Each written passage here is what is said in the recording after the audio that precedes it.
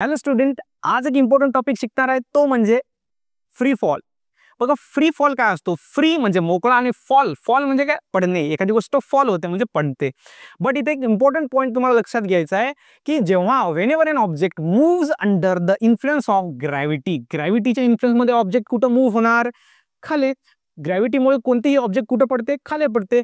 But याच्या पुढे word आहे की अलोन. जेव्हा एखादी ऑब्जेक्ट मुवमेंट करते जस्ट बिकॉज ऑफ ग्रॅव्हिटी, दुसरा कोणताच फोर्स तिथं अप्लाय झाला नाही पाहिजे, त्याला आपण म्हणतो फ्री फॉल. म्हणजे ती ऑब्जेक्ट काय करत आहे, फ्रीली फॉल होत आहे किंवा फ्री फॉल करत आहे. आता एक सोपं आणि सिंपल एक्झाम्पल घेऊया, जे म्हणजे की दगड.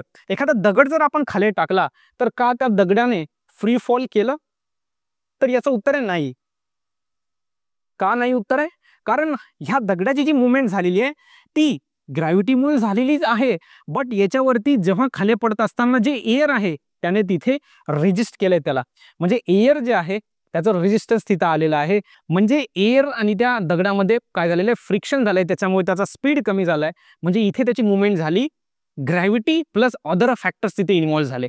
त्यामुळे लक्षात असू द्या, फ्री फॉल तेव्हाच होणार जेव्हा एखादी ऑब्जेक्ट मूव्ह होणार किंवा म्हणजे त्याची मुवमेंट होणार जस्ट बिकॉज ऑफ ग्रॅव्हिटी.